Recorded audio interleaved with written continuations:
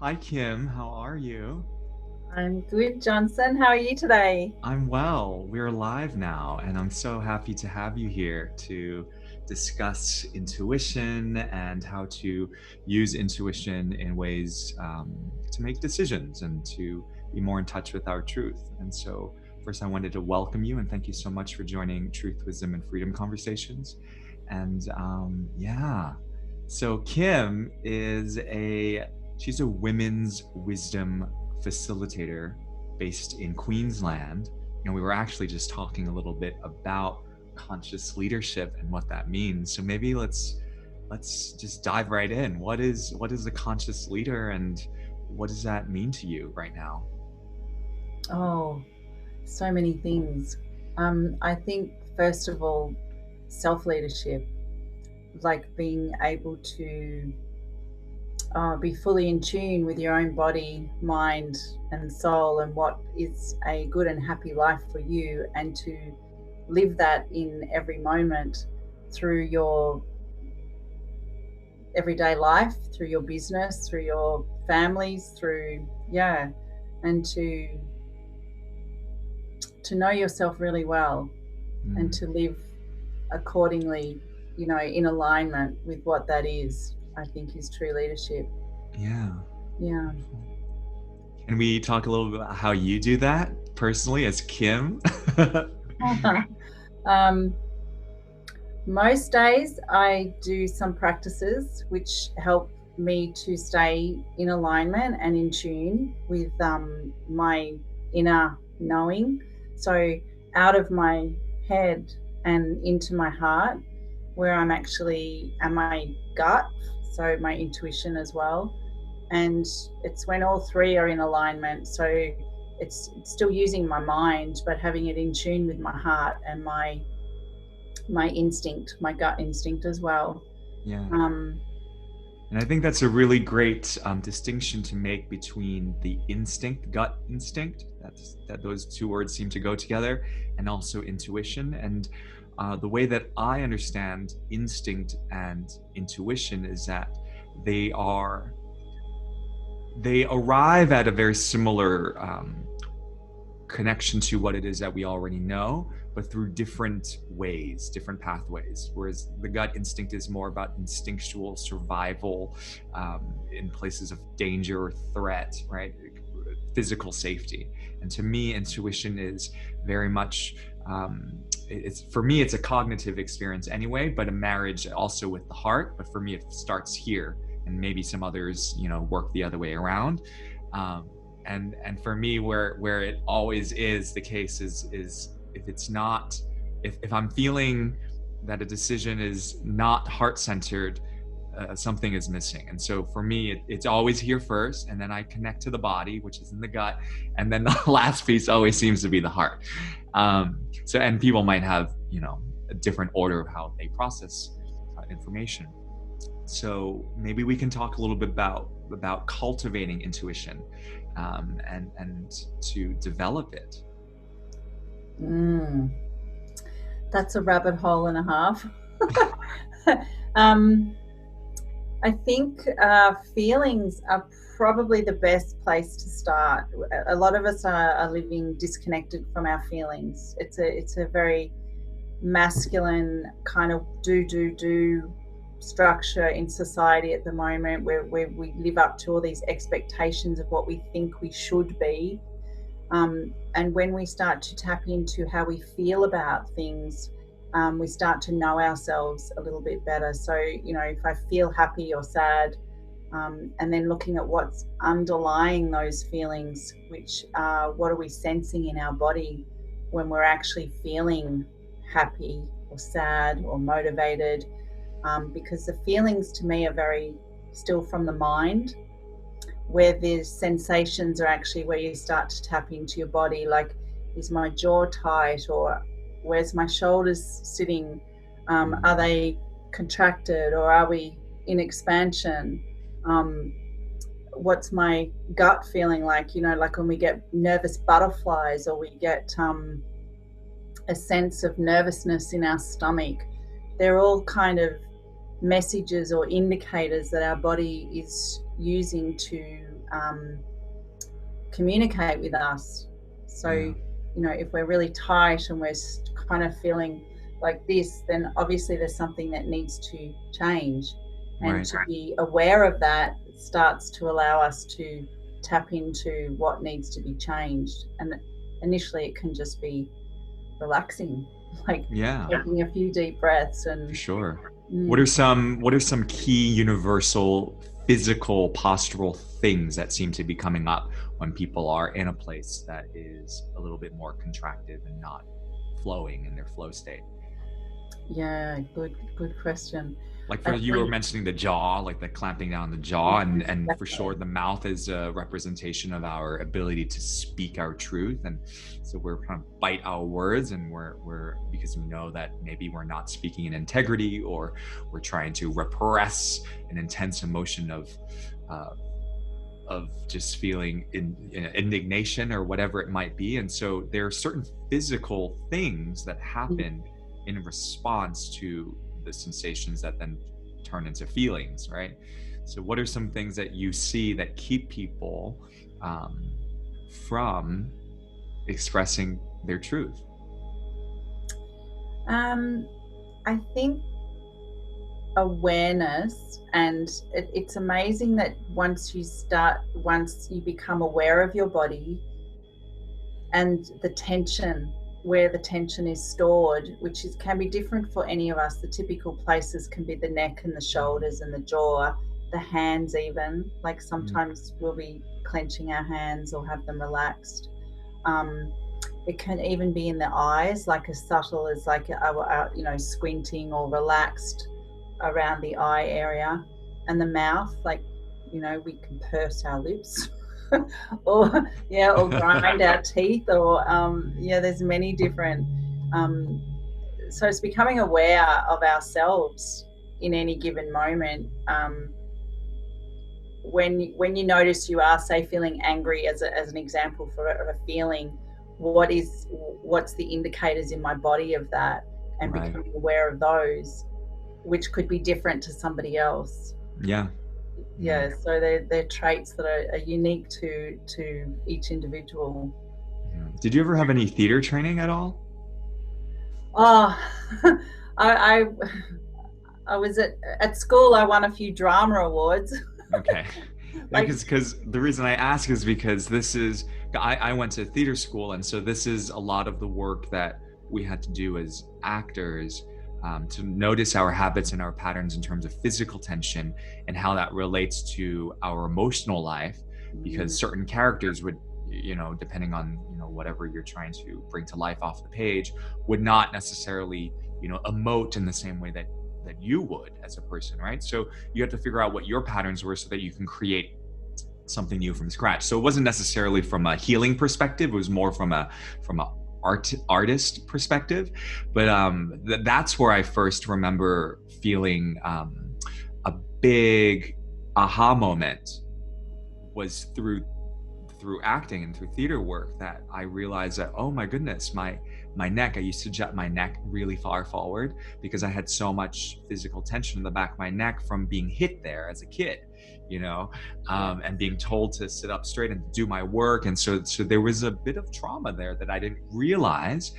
And that unlocking that for me brought the tears. And so that's how I was able to soften my face and my brow, and I didn't like look like I was focusing so hard.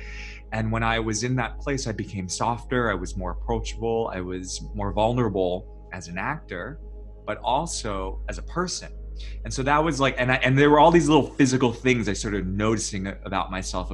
I was watching myself play back on camera and all these things. And so it just, when you talk about that, it just brings me back to those days, of physical, mental, emotional awareness. yeah. Yeah. So. That just made me think of when I was doing my coaching training. We did it. It was online. We actually did online course, and we had to record ourselves while we were doing the training. And I didn't realize, but I was concentrating so hard on being in tune with the other person that I was actually like this, you know. And when I watched it back, I thought, wow, I'm not very welcoming. I didn't feel like I would be opening up and vulnerable to me, because I've got Dutch heritage, so had this very stern Dutch sort of look on my face, but it was because I was concentrating so hard on being there and in tune with the other person. So I had to tune into my own body and start to soften and feel more receptive. Actually understand how I would be being received, as to how open somebody could be with me, and that was an amazing teaching, Yeah, through yeah. observing myself and not, yeah. Because we hear this a lot where sometimes people feel like, well, that's not what I meant, right? It's like I didn't mean to communicate that or to express that. However, that's what people were picking up, and that's what Yes. they were reading off of your body language and off of your face, right? Our face is the biggest indicator of some aspect of ourself that is feeling that way, even if that wasn't your pure intent. But some part of yourself is a little bit closed, and so it's really interesting, also culturally, to see how, you were talking about your Dutch heritage, and I spent 6 years living in Asia, in Singapore specifically, and the faces of meeting a stranger is very much, it's quite stoic, right? So you don't let your guard down, you don't let anyone in, and you're kind of gauging who they are before you trust them, and it's not always inviting, right? So and that might be someone's intentions, like I want to connect more, but that they're putting this facial wall up, Awareness. and that's just so simple that yeah, I suppose if we want to connect more, we have to be the first ones to let our guard down. Mm. Yeah. I think so. There's different levels of awareness, which is how am I received, and to be able to observe yourself and start to understand of why you may be received in a certain way, and to soften. Um, but to soften, that's like an outward, how you appear outwardly, but to soften inwardly to your own self. So when I was creating awareness about myself, I would quite often get cross at myself, and think, oh, why am I doing that? Or this habit I can't seem to kick. And once I started to soften and become more gentle with myself, I see you. I see what you're doing. Why? I wonder why. And okay, I don't even need to know why. What's the sensation in that? And tuning into what's going on in my body. And therefore, you were talking before about, tuning into an energy that seemed to be quite stuck in your body. Mm-hmm. So sometimes we've had experiences through our lives that these energies are stuck in different parts. So as soon as we start to feel into a feeling such as anger or stress or nervousness, our body will take on what it remembers. Yeah. And so the shoulders or the jaw or whatever, you'll find are probably patterns that you've had since you were a small child, that you take on these postures. And so once we start to become aware of the postures and even create movement and consciously, like, changing your posture doesn't change your well, it can, but so changing your posture won't change your life, but to be aware of what you're sensing in the body and to breathe into it and to be able to release and relax some of the tension is a way of manipulating. Sure. Yeah, it's kind of like putting on your inner sculptor and looking at, what does this need to be pulled back, drop down? Do we want to be lopsided? Do we want to be in equilibrium? And as you were speaking, what I was reminded of is, you're right in that, changing your posture may or may not change your life. It depends on where you want to go with it. I worked in a clinic with physios and as a movement specialist for many years, and I remember, people coming with the same chronic injuries, right? Whether it was like a golfing elbow thing or it was a running injury from the knee, and it was the way in which we carry ourselves posturally, physically. If it's not conscious, it's going to create a certain amount of physical tension and trauma in the physical, right?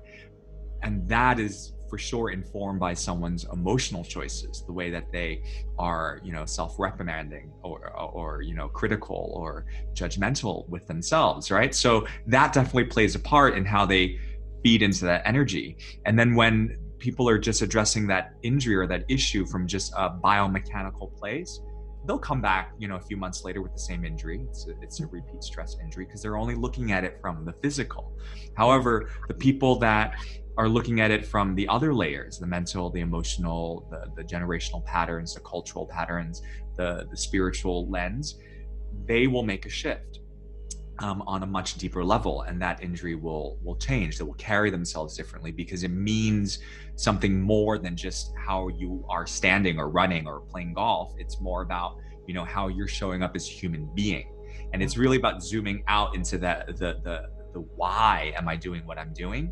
And then it's not so much about the details, right? And then the physicality will start to unwind. And that's what I was reminded of when you were talking about, like your posture. Yeah, your posture is important. It definitely is. But just getting stuck in just the posture is quite limiting. Yeah, yeah. But they say, like, fake it till you make it. So, instead of sitting like this, you can actually make yourself sit up and straight. But that'll only last so long, because the feelings and the emotions will take over and you'll be back to how. So by changing the sensations in the body is kind of what gives you a longer lasting change in your posture, I suppose. Yeah. Yeah. And it was always so interesting to watch people start going into very revealing emotional stories when they were in certain shapes or certain kind of purification movements, like rotational movements that wring out your viscera, your organs, your liver, your spleen. And in Chinese medicine, we know that all the organs carry and store emotional stories. And so as people are being wrung out, through like a rehabilitative clinical kind of experience, then they start going into, they get emotional, and it's like, that's part of it's all related, the physical, the mental, and we have to address all of it. Is it like emotion is energy in motion? Yeah. And so Yeah. expressing it and feeling it allows it to move and to dissipate or to just to change in its own way. I don't see us as getting rid of anything. I suppose that's you were speaking when you connected with me that I'd done some teachings with DeMartini, and that's what he teaches about, that nothing actually changes form. It actually just the energetics of it changes. So I liken that to like everything that's inside us and is available to us. If you have like a snow cone and you shake it up, so every time we have like a trigger or something that goes on in our life, it's actually shaking the snow cone up, and then we're watching the little pieces come down and settle. And each time you shake it up, they'll settle slightly differently. They'll never settle quite the same. But nothing's taken away and nothing's added to it. It's just the shaking of it and allowing it to recalibrate or resettle in the body. And yes, sometimes our biggest traumas actually become what motivates us, or is the energy that pushes us forward.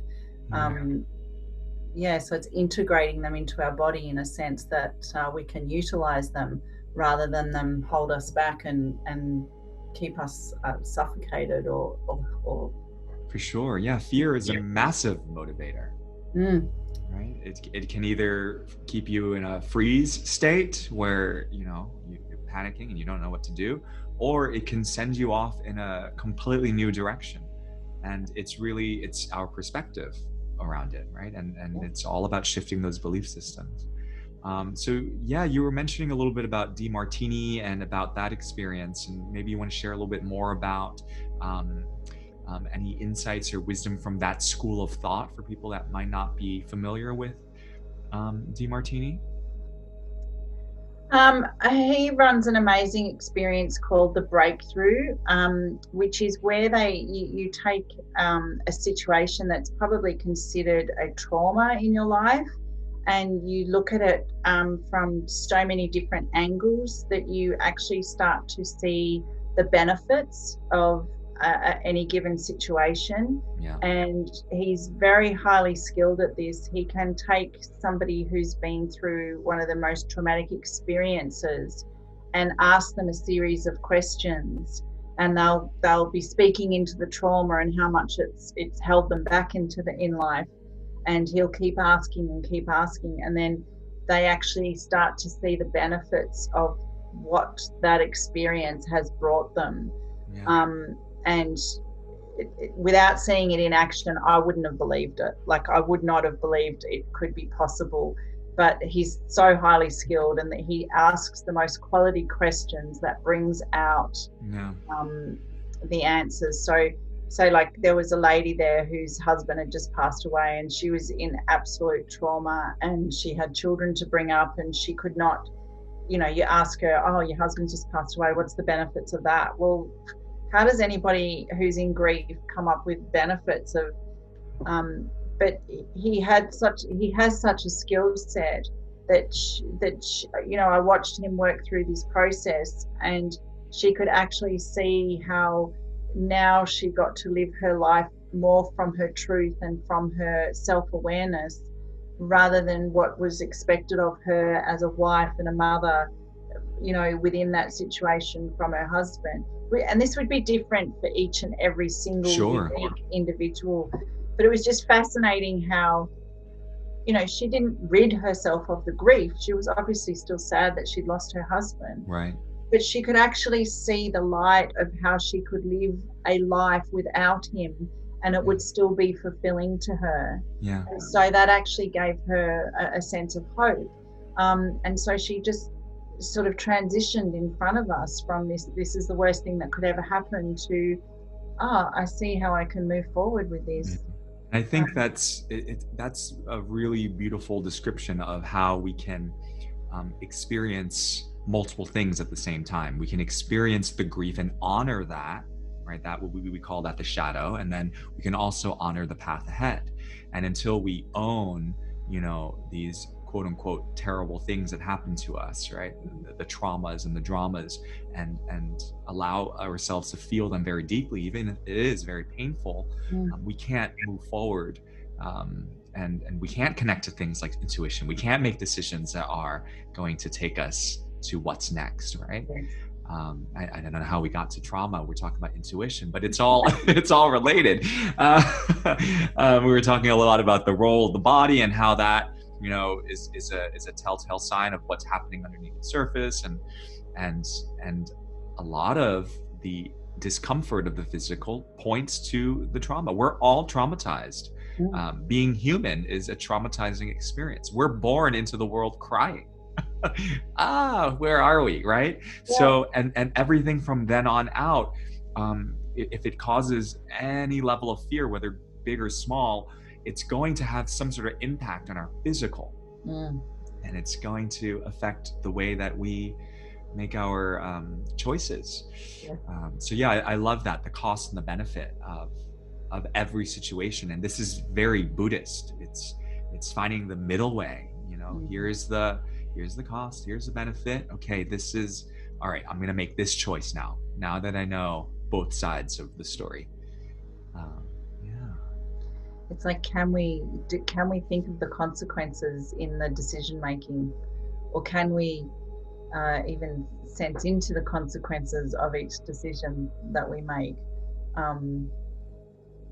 And the most simple way to do that is coming back to contraction and expansion. Is this going to expand me, and how do I know if this is going to expand me? Well, what's the sensation in the body?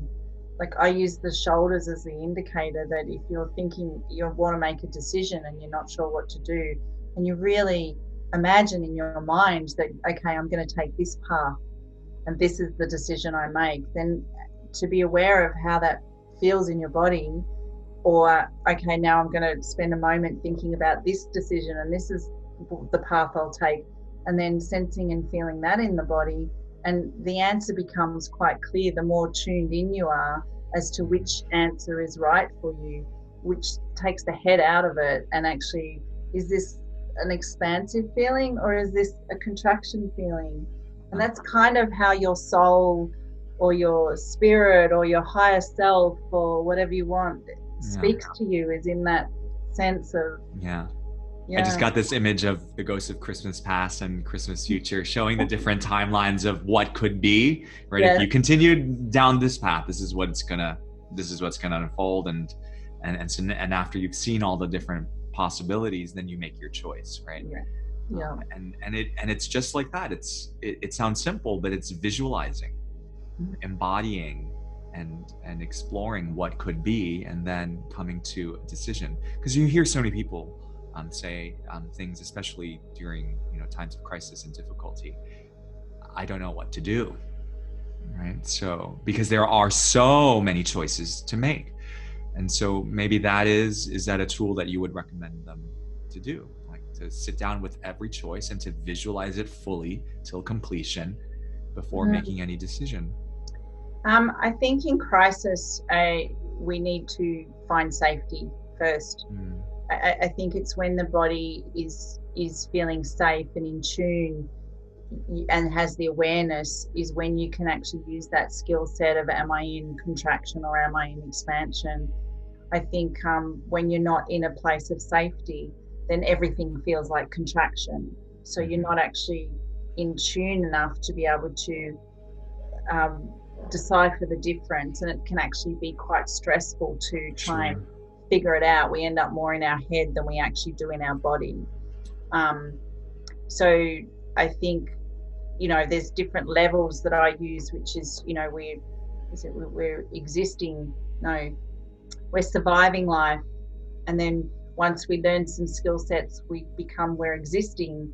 Surviving is that fight, flight, freeze, adrenaline pumping. You're living on the edge all the time, just trying to keep your fingernails holding on. Where existing is like, okay, well, it's not as stressful, but I don't really have fulfillment. I'm just kind of here existing in life, plodding along, not really knowing. And then there's sort of thriving, which is when you start to, or what is it, living. First it's living, so you feel like you're actually living. You can notice things around you and you're actually starting to enjoy things. And then there's thriving, which is like when you're living so on purpose. And so when you're in that surviving mode or even existing mode, you're not so much in tune with your body and what the sensations are and how to decipher. So that's where we need to sort of look at the safety that we feel in our body, and how do we tune into, because we're still in numbness there. We keep ourselves numb so we can't feel anything, because it's a bit frightening. And I think that's when it's really important to have, a mentor or some sort of guide who can be there for you physically, because a lot of to create safety requires contact, connection, right? To assurance that everything's going to be okay, and that really is done best in community and tribe, before we can move into these higher realms of self-realization, and where people tend to go more on a hermetic, isolated path to finding out who they are, right? But we can't get there if we are in a fending for survival mode.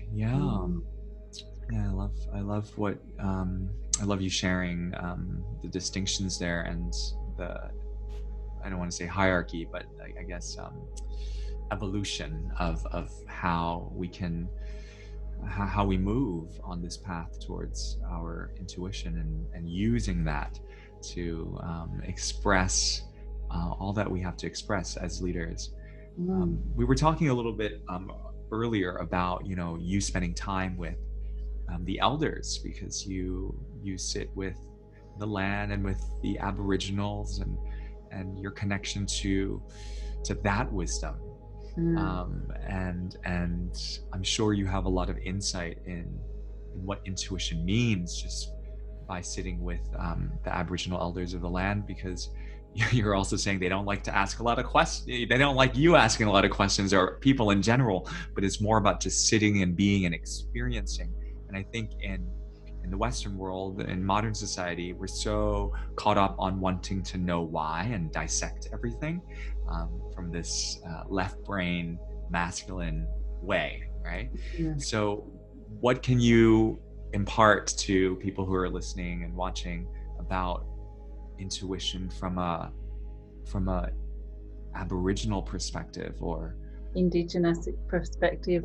Um, it's I claim to know not even the tiniest bit of a fingernail of their culture, and like, you know, to honor, you know, the traditional owners of the land, and to acknowledge the ancestral lineages is quite important to me, to do that first before I would speak into anything of the nature that they've shared. Um, and I know hardly anything really, but it's through sitting with an elder, going through an initiation. Um, they are very, the community is everything, and sitting with the elders of their communities and learning through them and the cultures, um, being responsible for their behavior, being responsible for the collective, and mm, being responsible for the land that they live on, and everything's in harmony. They don't own anything. They are custodians of it, not in ownership of it, and to not be in a consumerism mindset, but in a harmonious, balanced kind of mindset. It's a different way of being, and I think they see the asking of questions and the wanting the knowledge is part of that consumerism, is part of that mm, need. You know, I want, rather than to sit and to feel and to mm, be in tune with it more. Um, so it took me a while to understand why I was looked at in a certain way when I was asking all the questions that I was asking, because yeah. they won't actually say to you, don't ask questions. They just sort of watch your busy mind going, and Right. they can see, you know, like, and yeah, I think auntie who I sit with. And see, I don't understand the protocol fully. Like, I don't know if I mention the name of the elders that I sit with, or I'm like, and so I'm so careful as what to speak into, as Right. fear of being disrespectful. For Um, sure. Yeah. so I very, yeah, I very carefully tread on, and I still Sure. don't know. I throw this blanket of love out there and say that everything I say, I say with the intention of respect, Yeah. but I'm open to understand how that Yeah. lands with other people. Yeah. Uh, And what yeah. I'm receiving from what you've shared is that it's really about sitting and being and feeling and communing with what is there Mm. versus, like trying to consume information, because it's one thing to have information, and knowledge is not just a knowing of our cognitive abilities. It's a knowing that is felt in the body, and that is something that we dumb down a lot today. Oh, we know. Oh, we know. Mm. How do you Where do you know from? Is it from just one aspect of self, or is it from your total self? And this is something that is, I haven't had the honor of sitting with the Aboriginal elders of this land. I have with elders of different cultures, Mm. and different traditions, and I can see what you're saying. I can definitely resonate. There isn't a lot of question asking. It's almost like it's this unspoken transmission in the air of just be and just receive. And if you're quiet enough and still enough, you'll hear something that comes, from deep within, right? And then you don't have to ask the question. To us, you will answer your own question.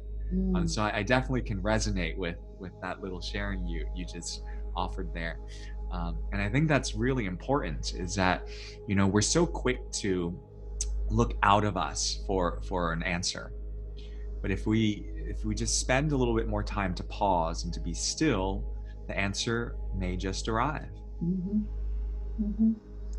It's I used to think it was some kind of magic, but I actually understand it's a skill set. And, you know, you improve your listening skills and your feeling skills um, through your awareness, through things like, you know, the other day you were doing a beautiful movement practice in the group that we run, and you were um, feeling, you know, teaching people how to move in their body and how to feel in the sensations and to release and to let go. And you know, that's a really important experience for people to have, because it's learning, or it's changing the body through experiencing it. It's a somatic release. Mm. And I suppose in a way that's what the teachings are, is that they're a somatic experience. It's what you're feeling in your body as you're sitting with them. That Oh, is where the teaching lies. yes, it's And in if the you're, unspoken. yeah, if you're quiet enough, that's what they say, if you're quiet enough, you'll hear it. But it's not just quiet as in, you know, it's it's quiet enough like in your mind, and being tuned in to what, into that heart and that gut, and that, Mm. and then listening. I mean, you know, we can go on another level of like sound and how sound can change. So sometimes in their songs that they sing, it can be the frequency of the sound that actually Yeah. resonates in the body that will actually create some changes, not so much in the words. So it's the somatic experience of hearing it and feeling it, Yeah. if you're tuned in enough, that you'll actually start to get deeper understandings. Would you So like to lead us on a little somatic experience? I just thought I would just pop that up because I know that in these talks we talk so much about the inexpressible. we just we're trying to analyze it, and there's a beauty in that. You know, we do have to honor the masculine part of our mind that is wanting to know how things work, and so we go into that mode. But then, you know, as I'm sitting here and listening and talking with you, it just feels like, let's just come to feel. Let's yeah. stop talking about it. Um, okay, if you want to close down your eyes and just become aware, there's no need to change anything that's happening in your body or around your body. It's just a curiosity and awareness of noticing. And so we can start with the breath and just notice where that is. Is it in your throat or through your nose? Is it in your chest or in your belly? No need to change it. Just a curiosity of what is, and the temperature of the air as you breathe it in and then releasing it. Any sensations in your mouth, in your jaw. So just noticing what's there in the body. And as you're breathing, noticing the neck and the shoulders. And then you can perhaps place your hands on your body if that feels comfortable. And just noticing where you choose to place your hands. What is the temperature between where your hand connects to your body?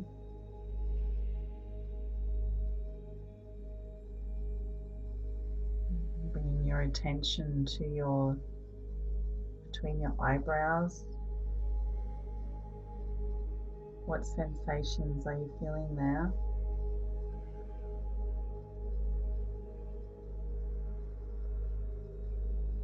And if you take your hand and with your fingers you gently touch your face, the softest, most gentlest touch as you run your fingers from your forehead down the side of your face to your jaw. Just noticing what that feels like.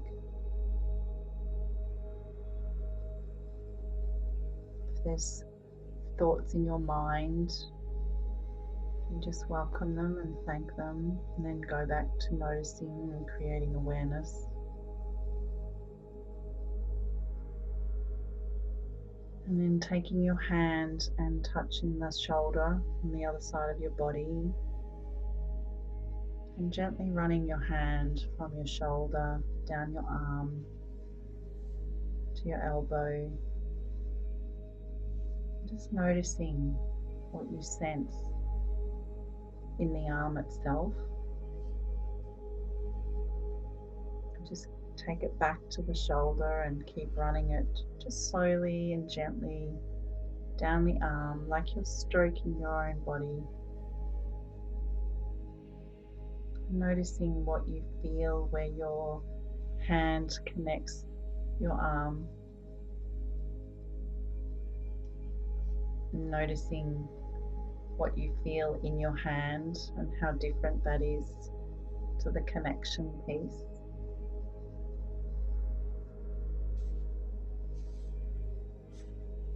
And noticing what you're feeling in your arm that is being touched and how different that is to the sensation of the hand alone.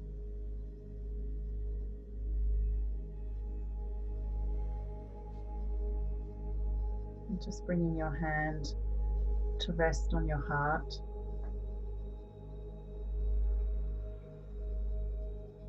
And noticing your breath. Again, no need to change anything, just creating a curiosity of what's there for you. And feeling your body gently resting into the surface underneath you, whether it be the floor or a chair. And noticing underneath that surface, where that surface touches the ground.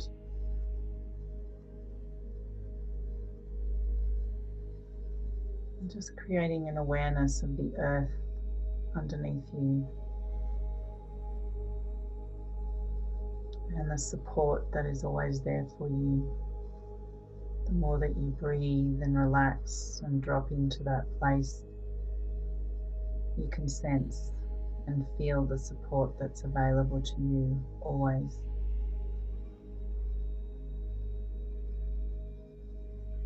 Gravity holds us, pulls us onto the earth, and if we allow it to, if we sense that in our body, it can give us a sense of grounded safety. So just noticing what it feels like to be held. Noticing your breath.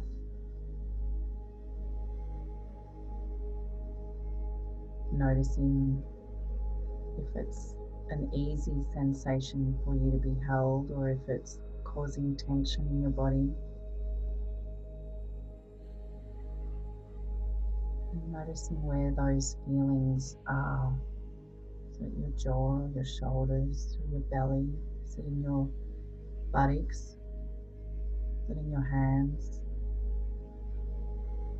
Noticing without needing to change it, any comfort that you feel or any discomfort. And it's just about creating an awareness, not a need to change.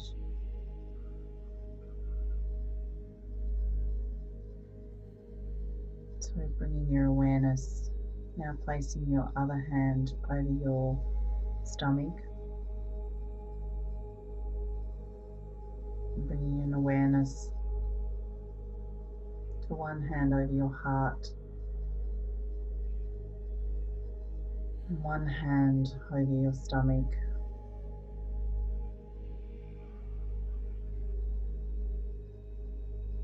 And drawing an imaginary line through the middle of your body from like your third eye, the middle of your forehead, down towards your heart, and through your heart space and into your stomach, the energetic space behind your hand. So from your third eye, through your heart, through your stomach or your gut, and down through your root chakra and connecting to the earth. And just noticing when you have all of these bodies in alignment, the mind, the heart, the gut, the base, and the earth, and sensing into that feeling of groundedness and being held.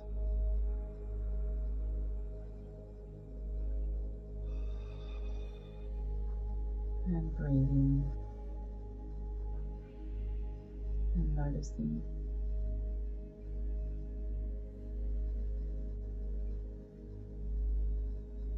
And when you're ready, gently bringing that alignment, that awareness back into the room.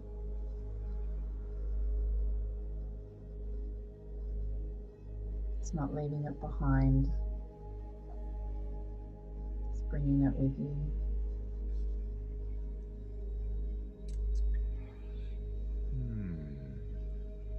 Thank you so much for that, Kim. Yeah, just by, just sitting and observing and feeling,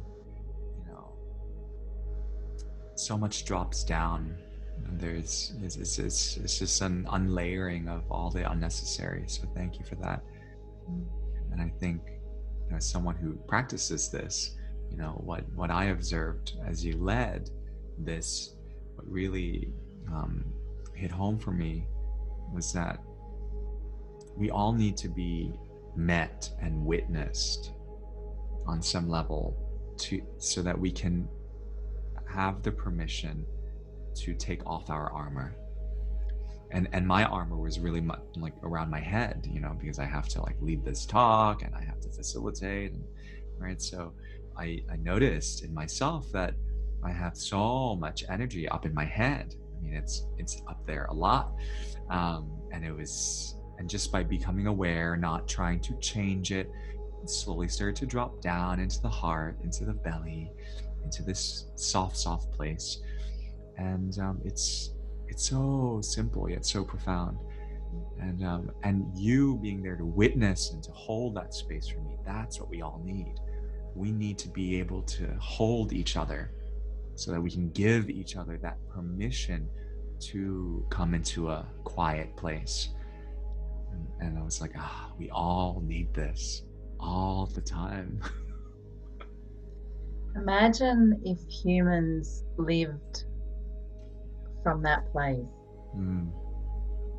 Like in all our activities, in all our communication, in all our expression, that we were actually that conscious of the awareness of what's going on in our bodies.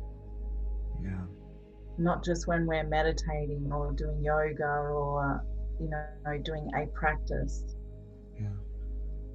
And that's where I think that instinctual, before you were talking about intuition and instinct, and I see that the humans have lost the advancement of, like, we're the only species that has this intellect, but we've let the intellect overtake our body, what our body is trying to tell us. And you watch a simple, like a dog or a cat, and they just seem to know stuff, like they know when to get up and move, or they know when somebody's about to drive in the driveway, or they're that in tune into their instincts that they'll act on them like that. And that's where we have that capability. Yeah. If we are aware enough of what our body is instinctually trying to tell us. Yeah. So if it Beautiful. says go this way or go this way, but we've got to retrain. We've got to open that part of the brain that we're connected to at all times that tells us, No. now I get it. Yeah. Now I get which way to go. Now Yeah. I feel it. Yeah. Instead of trying to intellectualize it all. Beautiful. Mm. Thank you so much for your wisdom and your time and sharing and leading us on that little impromptu experience into the body, into the soma. So yeah, I really value everything that you're doing, and helping women connect to their wisdom. Mm. As a women's wisdom facilitator, that's hard to say. I Um, know. but thank you so much for spending this time with me. And I look forward to chatting with you soon. Thank you, Johnson. Thanks for having me. It's been a pleasure. Yeah. I look forward to tuning into more of your body practices and experiencing those with you. Thank you. Thanks. Thanks so much.